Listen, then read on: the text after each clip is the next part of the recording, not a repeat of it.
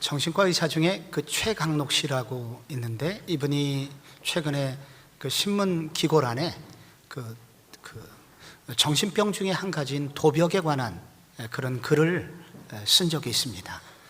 이분의 이야기는 하나의 우리가 익히 알고 있는 이야기로 시작을 합니다. 한 소년이 있었습니다.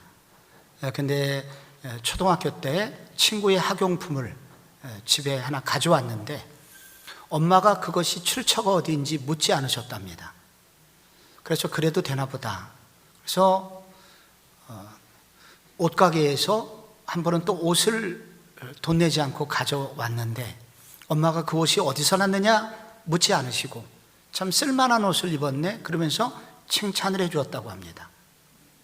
그는 이제 엄마를 기쁘게 해주기 위해서 조금 더 큰 물건을 훔치기 시작했고, 청년이 되어서는 부잣집 큰 물건을 털다가 붙들려서 재판을 받게 되었습니다.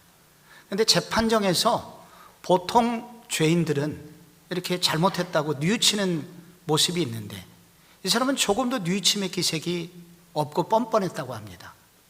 중형이 선고가 됐고, 그리고 감옥에서 출소 이후에 그는 또 똑같은 짓을 하다가 두 번째 재판을 받으면서 가중처벌로 사형을 언도받게 되었다고 합니다. 사형이 집행되던 날 정도가 되자 엄마가 난리가 났습니다. 그런데 그때 마지막 소원이 엄마에게 드릴 말씀이 있다 하여 엄마를 가까이 오게 하였는데 그만 엄마의 귀를 물어뜯었습니다. 폐륜하라고 즉시 사형이 집행되었는데 죽기 직전에 그는 고래고래 이렇게 소리를 질렀다고 합니다.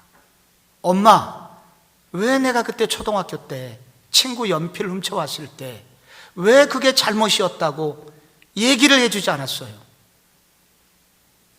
그것이 오늘날 저를 만들었어요 라고 말을 했다고 합니다. 도벽이라는 것은 정신병이랍니다. 그런데 신기하게 이 도벽이라고 하는 것은 한번 걸리게 되면은 오히려 도벽 훔치지 않으면 훔칠 때 묘한 쾌감을 주기도 하고 마약처럼, 그리고 훔치지 않으면 떨리게 돼서 오히려 물건을 훔쳐야 마음이 안정이 온다고 합니다. 그리고 이 도벽에 들게 되면 자신이 다른 범죄는 범죄인 줄 알지만 이것이 범죄인 줄 인지하지 못하고 뻔뻔해진다고 합니다. 그래서 뉘우침이나 회개의 기색이 조금도 없는 범죄, 이게 바로 도둑질 습관화라고 합니다. 우리나라 수년 전 통계를 보니까 한국의 절도 건수가 한 해에 25만 건이었습니다. 그런데 그중 30%가 소년범들입니다. 바늘도둑이 소도둑이 된 거죠. 만약에 그들에게 어려서 누군가 그것은 범죄야, 그것은 인간이 해서는 안 되는 일이야 라고 엄히 꾸짖었다면 그는 감옥에 가지는 않았을 것입니다. 무엇이 진짜 사랑일까요? 우리의 자녀들에게 잘못하고 있는데 관망하는 게 사랑일까요? 바른 길을 알려주고 혹은 꾸짖는 것이 사랑일까요?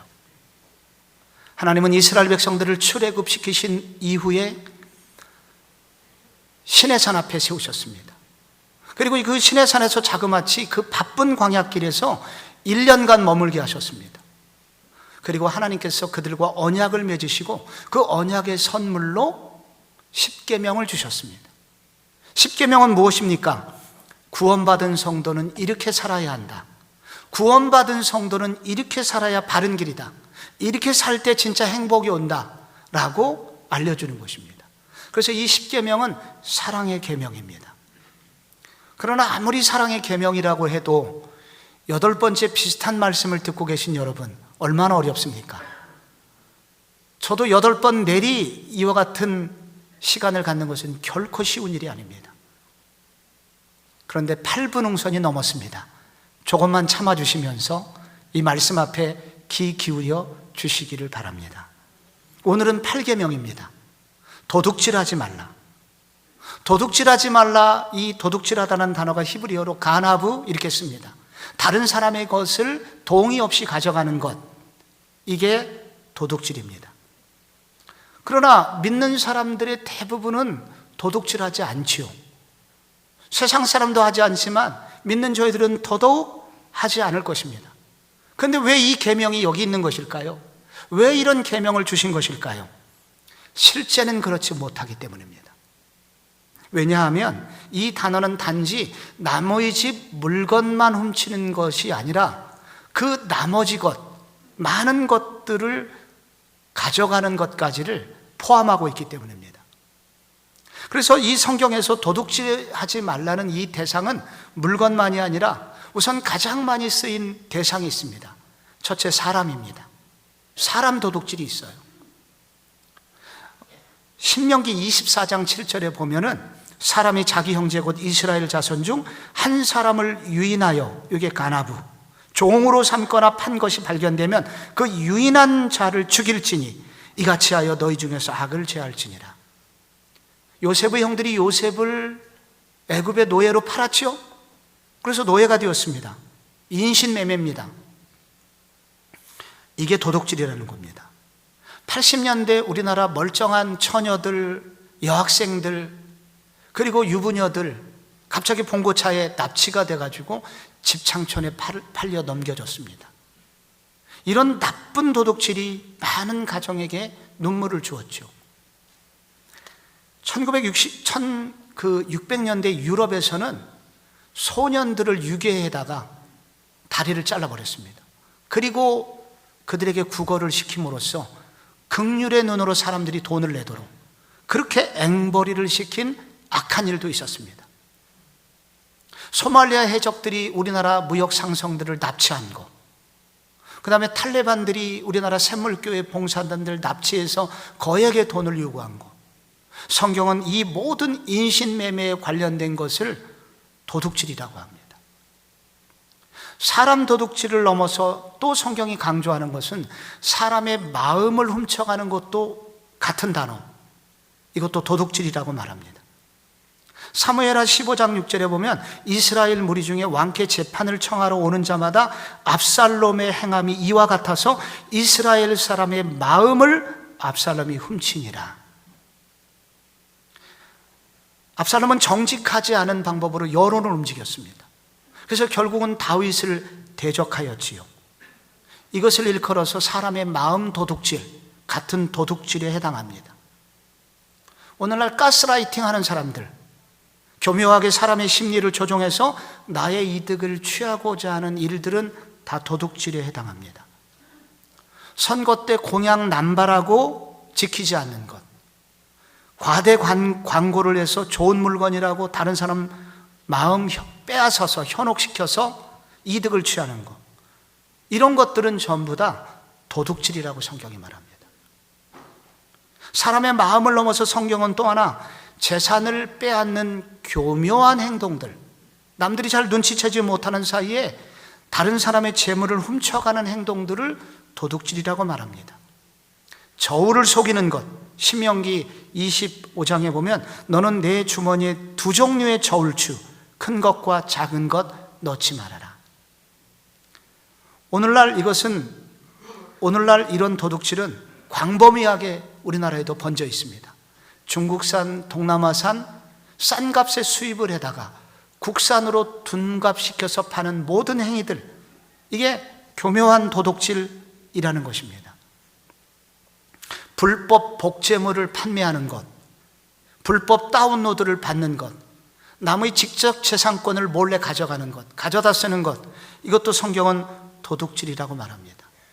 한때 불법 다운로드를 받는 사람이 칭찬을 친구들로부터 받는 시기가 있었습니다.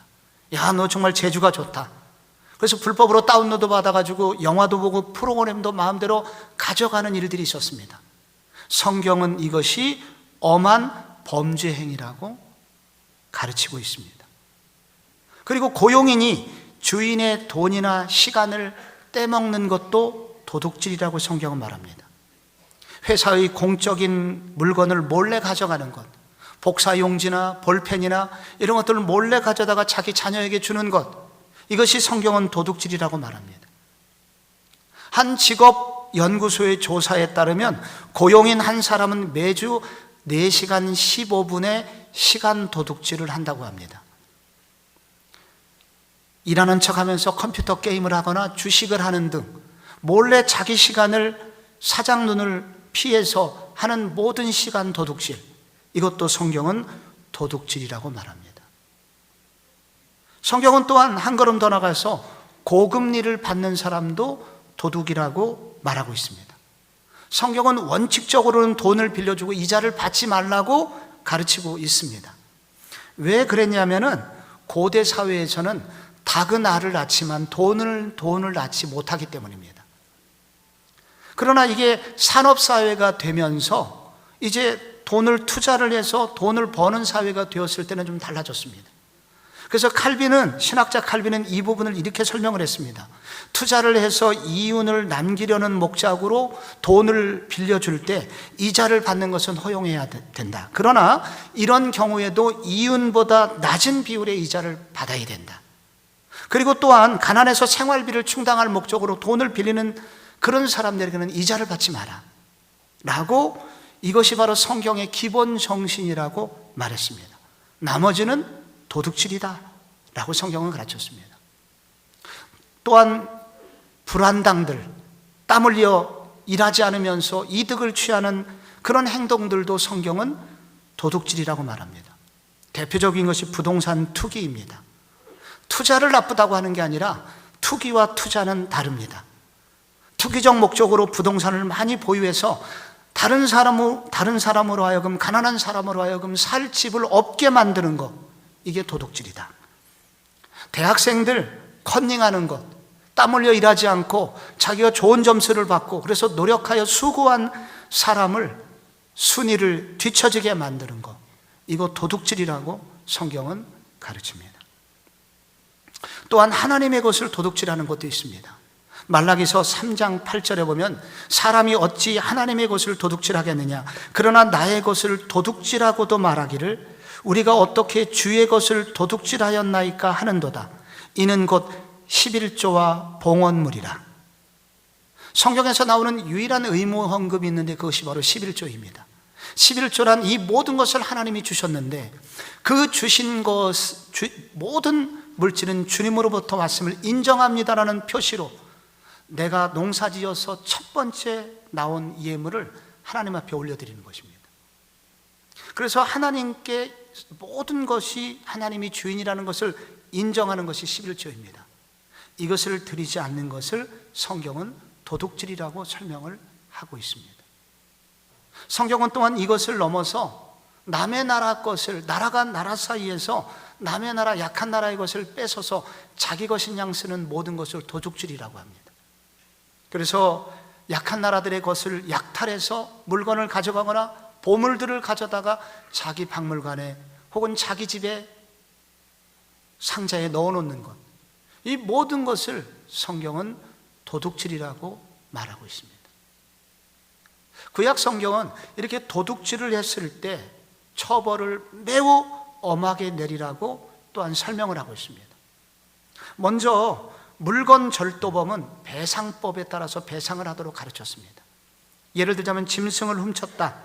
근데 짐승이 살아있으면 그 짐승 돌려주고 그리고 갑절로 배상을 해야 됩니다. 그런데 같은 짐승이라도 소는 5배, 양은 4배 배상하도록 했는데 그것은 노동력의 차이가 있기 때문입니다. 그러나 사람을 도둑질한 경우는 어떻게 하냐? 출애굽기 21장, 신명기도 아까 읽었습니다마는 사람을 납치한 자가 그 사람을 팔았든지 자기 소화에 두었든지 그를 반드시 죽일지니라. 유괴병과 인신매매범은 가차없이 사형에 처하라고 성경은 말하고 있습니다.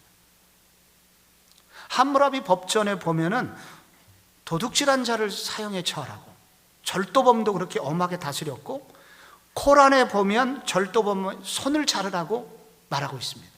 그래서 오늘날 어떤 이슬람 국가에서는 실제로 손을 자릅니다. 그러나 성경은 사람을 도둑질한 경우에만 엄하게 처벌하였고 일반 절도범들에게는 목숨을 해하지는 않았고 신체에 상해를 가하지는 않도록 하였습니다. 성경의 정신은 사람을 살리라는 것입니다. 사람을 귀하게 여기라는 정신이 배어 있는 것입니다.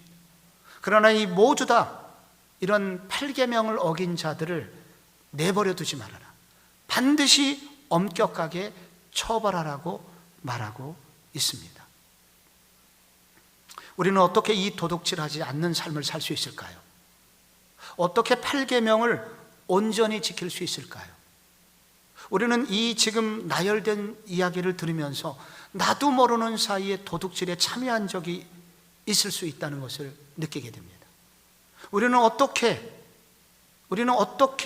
이 8계명을 온전히 지킬 수 있을까요? 왜 하나님은 성도들에게 이 8계명을 엄하게 지키라고 말씀하시는 것일까요? 하지 말라 이것을 금지 명령이라고 합니다.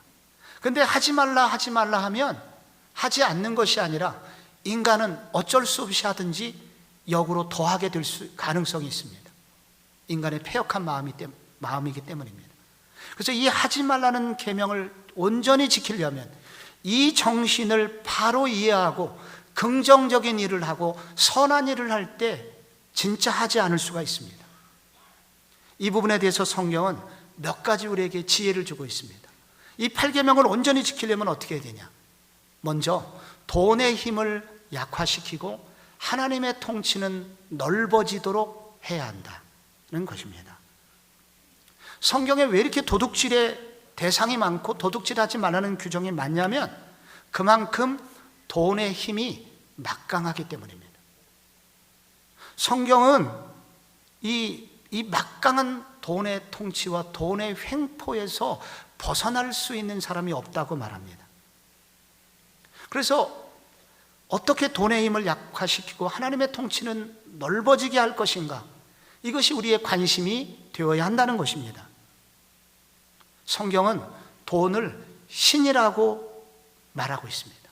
돈은 결코 무생물이 아닙니다. 돈은 신입니다. 살아있는 신입니다. 예수님이 그렇게 말씀하셨습니다. 마태복음 6장 24절에 한 사람이 두 주인을 섬기지 못할 것이니 혹 이를 미워하고 저를 사랑하거나 혹 이를 중히 여기고 저를 경히 여김이라. 너희가 하나님과 재물을 겸하여 섬기지 못할지니라. 여러분, 여기 돈을 뭐라고 말하냐면 주인이라고, 마스터, 주인님이라고 성경은, 예수님은 이렇게 말하고 있습니다. 그리고 섬기다라는 말은 예배를 드린다는 것입니다. 그래서 바로 우리는 두 종류에 대해서 예배를 드릴 수 있는데, 하나는 하나님에 대해서 예배를 드리든지 또 하나는 돈에 대해서 예배를 드리든지, 이 둘 중에 하나라는 것입니다. 예수님은 귀신 들린 사람 앞에서 조금도 긴장하지 않으셨습니다. 한 방에 물리치셨습니다. 갈릴리 바다가 요동을 칠 때 예수님은 조금 더 당황하지 않으셨습니다. 한 방에 고요하라, 잠잠하라, 그렇게 말씀하시고 고요하게 만드셨습니다. 그런데 이 돈 문제가 나오면 예수님도 예민해지십니다. 나의 경쟁자, 또 다른 주인이라고 예수님 말씀하십니다. 왜 그럴까요? 돈의 힘이 막강하기 때문입니다. 돈은 신이기 때문입니다. 성경에 돈에 대한 구절이 3,000구절 가까이 나옵니다. 그에 반해서 구원이라든지 믿음에 관한 구절은 합해서 500구절밖에 되지 않습니다. 왜 성경이 이렇게 돈에 대해서 많이 강조할까요? 성도들이 여기서 무너지기 때문입니다. 돈 문제만 나오면 무너지기 때문입니다. 돈 문제만 나오면 낙심하거나 혹은 시험에 들기 때문입니다. 우리는 우리도 모르는 사이에 돈독에 올라 있습니다. 우리도 모르는 사이에 돈의 세계에 오염되어 있습니다. 그래서 돈이 있다면 하나님도 멀리하는 것이 우리들의 모습일 수 있습니다. 그런데 이 돈은 언제 활개칠 수 있을까요? 돈은 언제 강력한 힘을 가지게 될까요? 누군가 거래 관계에 있을 때입니다. 물건을 팔 사람은 돈인 사람의 눈치를 보게 됩니다. 그때 돈의 힘은 막강해집니다. 내 사업을 위해서 누군가, 사역을 위해서 스폰서가 필요합니다. 돈 있는 사람이 있습니다. 그때 돈의 힘은 막강합니다. 이런 상업적 관계, 거래적 관계 속에서는 돈은 막강한 위력을 발휘하게 됩니다. 그런데 돈이 현저히 힘을 잃어버릴 때가 있습니다. 그때를 일컬어 성경은 은혜의 관계가 설정될 때라고 말합니다. 은혜의 관계가 설정되면 그때 돈은 힘을 잃어버리게 됩니다. 그때 돈은 힘을 잃어버리게 되는 반면에 하나님의 사랑과 하나님의 통치는 늘어나게 됩니다. 성경에 보면 고린도 후서에 8장에 이런 얘기가 나옵니다. 예루살렘에 큰 기근이 생겼습니다. 그런데 그때 마게도니아의 지방, 거기에 빌립보 교회, 데살로니가 교회, 이런 교회들이 있죠. 가난한 교회들입니다. 이 교인들이 돈을 모았습니다. 그래서 이 돈을 바울에게 보냈습니다. 예루살렘 어려운 사람들한테 보내달라고. 그때 고린도후서 8장 1절에 보면 형제들아 하나님께서 마게도냐 교회들에게 주신 은혜를 우리가 너에게 알리노니. 지금 고린도 교인들에게 저 위쪽 지방의 가난한 교인들이 한 그 은혜를 지금 막 자랑하고 있는 것입니다. 이들은 가난한데 돈을 이렇게 모아갖고 예루살렘 교회를 도와주려고 했다. 여기 은혜라는 단어가 나오죠. 그 교회들에게 주신 은혜라고 나옵니다. 여기 은혜는 뒤에 나오지만은 헌금 드리는 것을 말합니다. 헌금을 드리는 것을 바로 은혜라고 성경은 말합니다. 구제헌금이죠.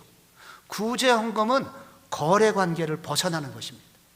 헌금한다고 해서 어떤 것이 나한테 돌아오기를 바라는 것이 아닙니다. 그저 기꺼이 주는 것이죠.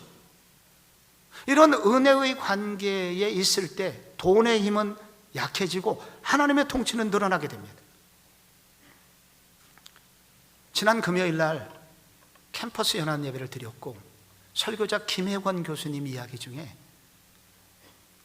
우리 노예에 있는 승동교회 이야기가 잠깐 나왔습니다. 제가 조금 더 정확히 이 부분을 설명드렸으면 좋겠습니다. 승동교회는 인사동에 있습니다. 옛날에 그 동네 근처를 곤당골이라고 불렀습니다. 그래서 옛날 교회 이름은 곤당골 교회입니다. 그런데 이 교회 근처에 또 백정들이 사는 마을이 있었습니다. 거기서 선교사가 개척을 해서 그 교회를 세우게 된 것입니다. 그런데 바로 근처 마을에 바로 박성춘이라는 백정이 있었고 그 아들이 콜레라에 걸렸습니다. 아무도 접근하지 않았습니다.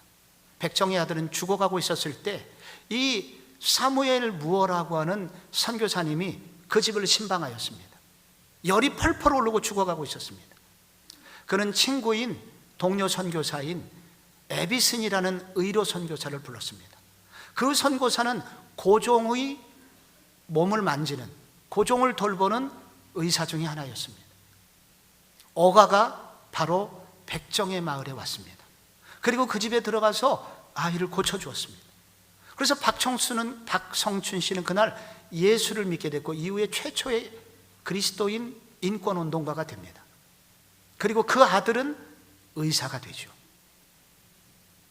그런데 그 사건이 있고 난 후 문제는 더 커졌습니다. 그 교회에 곤당골 교회의 양반들이 들고 일어났습니다. 앞으로 우리가 그 예배를 드릴 때 칸막이를 쳐달라. 그래서 백성들이 앉는 자리와 우리가 앉는 자리를 구별해 달라. 선교사는 단호하게 거절하였습니다. 하나님 안에서 우리는 한 형제다. 종이나 자유자가 온전히 하나가 되어야 된다. 이것을 일컬어서 은혜의 관계라고 합니다. 많은 사람들이 감동을 입었고 그래서 더 많은 사람들이 교회를 나오게 되었습니다. 또한 갈라지는 아픔도 또한 생겼습니다. 여러분, 은혜적 관계죠, 이것이. 은혜적 관계가 있으면 선교사님들은 이 조선인들과 바로 거래적 관계가 아니라 은혜의 관계를 설정해 나갔습니다. 그 결과 복음은 힘있게 증거되게 되었던 것입니다. 양반들은 힘이나 권력이나 돈으로 사람들을 움직이려고 하였습니다. 그러나 선교사들은 은혜의 관계로 그들하고 관계 맺기를 힘썼던 것입니다. 이런 만남 속에 은혜적 관계가 많아질 때 돈의 힘은 약화되기 시작합니다. 우리는 우리들의 만남 속에서 많은 시간을 돈 이야기로 시작해서 돈 이야기로 끝낼 수 있는 가능성이 높습니다. 어떤 아버지가 사육감 후보가 생겼던 딸에게 이렇게 물었다고 합니다. 그래, 그 사내는 연봉이 얼마야? 어디 몇 평 아파트에 살아? 딸이 답변합니다. 아빠, 남자들은 똑같은 것 같아요. 내 남친도 똑같은 질문을 하던데요. 네 아버지 연봉이 얼마나 돼? 몇 평짜리 얼마짜리에 살아? 우리들의 얘기는 돈으로 시작해서 돈으로 끝나게 되죠. 우리의 관심사를 더 많이 관심사를 가질수록 돈은 위력을 발휘하게 됩니다. 그러나 우리가 은혜의 관계를 설정하고 은혜에 대해서 많이 대화하고 하나님이 주신 은혜가 얼마나 큰지를 대화를 나누면 나눌수록 돈의 힘은 약화되고 하나님의 통치는 늘어나게 됩니다. 이렇게 될 때 우리는 도둑질이라는 것으로부터 조금씩 멀어질 수 있다는 것입니다. 또 하나 우리가 어떻게 이 8계명을 온전히 지킬 수 있냐면, 두 번째로 성부의 꿈을 꾸어라 라는 것입니다. 하나님이 출애굽 백성들에게 왜 이 말씀을 주셨을까요? 하나님은 앞으로 이 출애굽 백성들과 함께 이루기를 원하는 나라가 있기 때문입니다. 가나안 땅에 들어가게 하실 것입니다. 그런데 가나안 땅은 오래전에 아브라함에게 약속하신 게 있죠. 나는 이 땅을 너와 내 후손들에게 줄 거야. 너는 그때 축복의 통로가 되어라. 너로 말미암아 모든 민족이 복을 얻으리라 라는 약속을 주셨죠. 성경은 사유재산을 인정하고 있습니다. 그렇기 때문에 성경에도 부자들이 많이 나옵니다. 아브라함도 부자였고요, 욥도 부자였습니다. 그리고 아리마다의 요셉도 부자였기 때문에 예수님을 장례를 치러줄 수 있었던 것이죠. 그런데 하나님은 사유재산을 인정을 해주시긴 했지만 소유권을 인정하시진 않았습니다. 그들에게 사용권만을 주셨습니다. 하나님은 진정한 소유권은 여전히 하나님 것입니다. 하나님이 우주 만물을 지으셨고 우리 생명도 주님께서 주신 것입니다. 그래서 진짜 소유권은 하나님께 있지만 우리 부자들에게는 사용권만을 주신 것입니다. 그래서 하나님이 내게 더 많이 맡기신 것은 축복의 통로가 되라고 주신 것이구나, 이렇게 하나님의 마음을 아는 사람을 일컬어서 성경은 성부라고 말합니다. 이 성부들은 성경의 정신을 이해합니다. 성경은 사유재산을 인정하지만 그러나 공유적 개념이 상당히 들어있음을 알게 됩니다. 신명기 말씀에 이런 말씀이 있어요. 신명기 23장 24절에 내 이웃의 포도원에 들어갈 때 마음대로 그 포도를 배불리 먹어도 되느니라. 그러나 그릇에 담지는 말 것이요. 요즘 같으면 절도범이죠. 식당에 들어가서 마음 놓고 밥을 먹어요? 돈을 안 내요. 절도범입니다. 근데 구약 성경에는 이게 허용이 됐습니다. 그러나 그릇에 담지는 말아라. 배고픈 사람이 굶어 죽지는 않도록 하는 것입니다. 25절에 네 이웃의 곡식밭에 들어갈 때 네가 손으로 이삭을 따도 된다. 그러나 네 이웃의 곡식밭에 낫을 대지는 말지어다. 이게 무슨 얘기겠습니까? 이것이 바로 성경에 나오는 이삭 줍기의 정신입니다. 가난해서 굶어서 죽는 일이 없는 사회, 그런 사회를 만들라는 것입니다. 그래서 성부는 이런 구약의 정신을 이해할 뿐만 아니라 한 걸음 더 나가서 적극적으로 가난한 자를 돌보라고 하십니다. 그렇게 할 때 하나님의 약속이 있습니다. 신명기 15장 6절에 내 하나님 여호와께서 내게 허락하신 대로 내게 복을 주시리니 내가 여러 나라에 꾸어줄지라도 너는 꾸지 아니하겠고 내가 여러 나라를 통치할지라도 너는 통치를 당하지 아니하리라. 조건이 있습니다. 7절에 내 하나님 여호와께서 내게 주신 땅 어느 성읍에서든지 가난한 형제가 너와 함께 거주하거든 그 가난한 형제에게 내 마음을 완악하게 하지 말며 내 손을 움켜쥐지 말고 반드시 내 손을 그에게 펴서 그에게 필요한 대로 넉넉히 구워주라. 그러면 어떻게 될까요? 이로 말미암아 내 하나님 여호와께서 내가 하는 모든 일과 내 손이 닿는 모든 일에 내게 복을 주시리라. 여러분, 이것은 구약만 있는 게 아닙니다. 신약 성도들도 마찬가지입니다. 예배소서 4장 28절에 이렇게 주님 요구하셨습니다. 도둑질하는 자는 다시 도둑질하지 말고 돌이켜 가난한 자에게 구제할 수 있도록 자기 손으로 수고하여 선한 일을 하라. 예배소서는 믿는 사람들에게 쓴 편지입니다. 그러니까 예수를 믿는 사람도 여전히 도둑질하고 있는 사람이 있었다는 얘기예요. 이제 도둑질을 중단해라. 선하게 일을 해라. 열심히 일해라. 나는 네게 복을 줄 것이다. 근데 왜 복을 주냐? 구제하도록 하기 위해서 라고 성경은 말하고 있습니다. 중국 절강성이라는 곳에 왕진야오라는 경제인이 살았습니다. 근데 꽤 젊은 나이에 그는 죽었고, 그는 우리 돈으로 380억 원의 현금 남기고 죽었습니다. 근데 그 아내가 그 돈을 가지고 그의 운전기사와 재혼을 했습니다. 그 운전기사가 했던 고백이 소개된 적이 있습니다.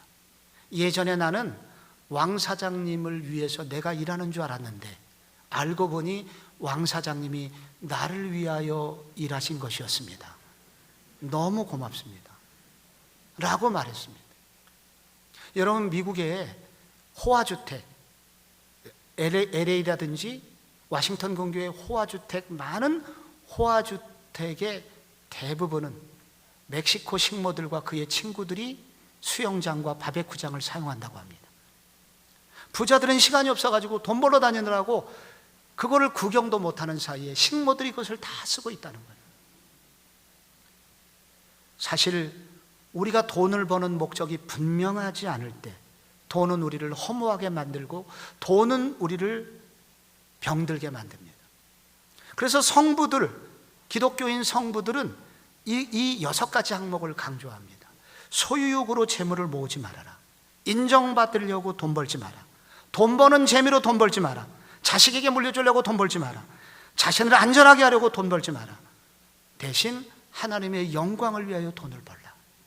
그때 내게 진짜 복이 될 것이다 라고 말씀하고 있습니다. 마지막으로 한 가지, 우리가 이 8계명을 온전히 지키려면 자족의 법칙을 배울 수 있어야 합니다. 하나님은 이 출애굽 백성들에게 도둑질하지 말아라 라고 자신 있게 말씀하세요. 도둑질하지 말라 이렇게 말씀하세요. 이게 무슨 얘기겠습니까? 네가 도둑질하지 않아도 먹고 살 거는 내가 너한테 줄 거야 라는 약속이 들어있는 것입니다. 네게 필요한 것이 있냐, 부족한 것이 있냐, 내게 기도하라. 그럼 내가 줄 거야. 일용할 양식을 구하라 라고 예수님 말씀하셨죠. 빌립보서 4장 19절 말씀이 약속이 있습니다. 나의 하나님이 그리스도 예수 안에서 그 영광 가운데 그 풍성한 대로 너희 모든 쓸 것을 채우시리라. 우리가 구할 때 하나님은 반드시 주신다는 거예요. 그런데 기도해도 안 주실 때가 있습니다. 왜 안 주실까요? 안 주신다면 이유가 있을 것입니다. 첫째, 내게 필요하지 않은 것이거나 혹은 특별한 훈련 중일 때 안 주십니다. 나머지는 전부 다 주세요. 그래서 바울은 자기가 가난의 시간이 있을 때 조금도 부족하지 않았다고 고백합니다. 빌립보서 4장 11절에 이렇게 고백합니다.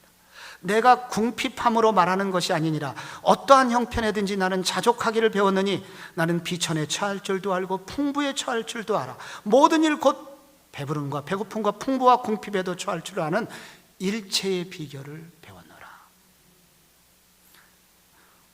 그런데 이 말씀을 읽으면 어떤 불만도 가지면 안 되냐라는 질문을 하게 됩니다. 그러면 그래야 사실은 불만이 좀 있어야 노력도 하고 더 열심히 살게 되거든요. 이런 것을 일컬어서 거룩한 불만족이라고 합니다. 이 구절은 거룩한 불만족과 자족을 차별하고 있습니다. 차이를 두고 있습니다. 성경에서 말하는 자족이라고 하는 것은 이런 것과는 다른 것입니다. 즉 빈곤의 상황에서도 자족하는 것입니다. 바울은 전도여행 때 굶었습니다. 매도 맞았고 쫓겨나기도 했습니다.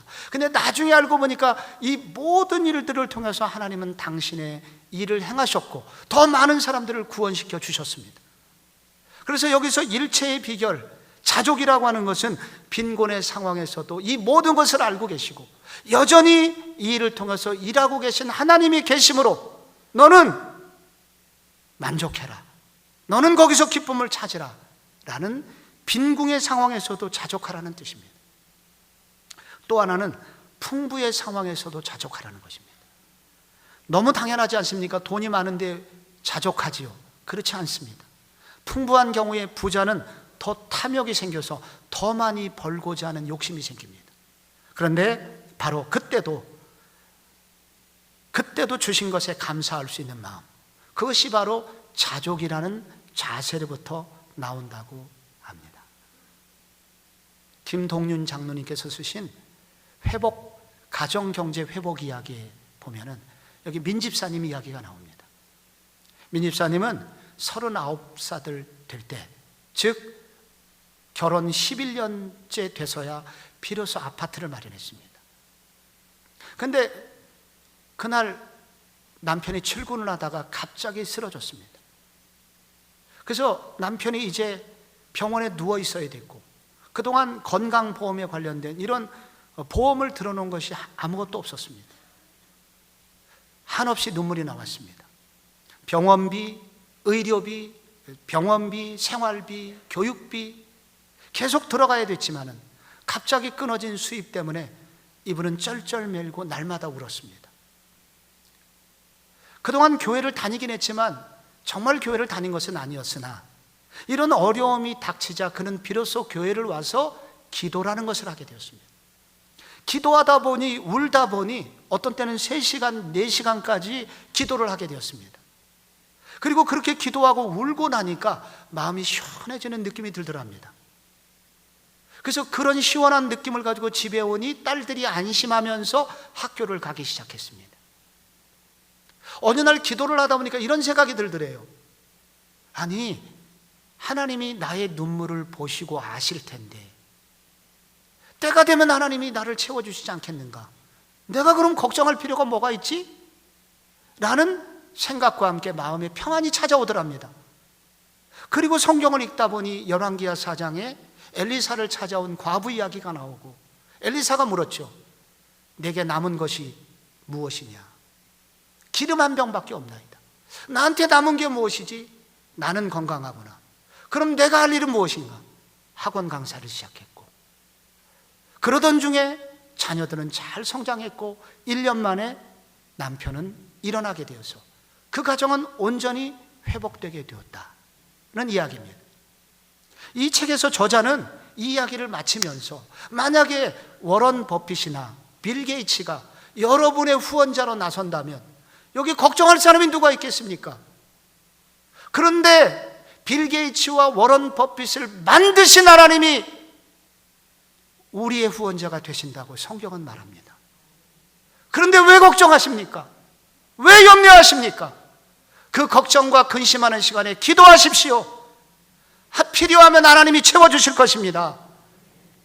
지금 내게 기도해도 아직 안 오고 있다면 지금 훈련 중이거나 그것만으로도 충분하다고 말씀하시는 하나님의 뜻이니 무슨 걱정이 있고 무슨 염려가 있겠습니까? 하나님 안에서 자족하십시오 라고 그분은 책에서 말하고 있습니다. 도둑질하지 말라, 이 강한 금지 명령을 주신 이유는 우리로 주님 안에서 주님을 더 의지하며 부자로 살라는 말씀입니다. 이 말씀을 의지해서 우리 공동체를 더 아름다운 공동체로 만들고, 그리고 나와 가정을 주님의 뜻대로 이끌어가게 할 수 있는 그런 거룩한 성부의 삶을 살 수 있는 모든 성도님들이 되시기를 축복합니다.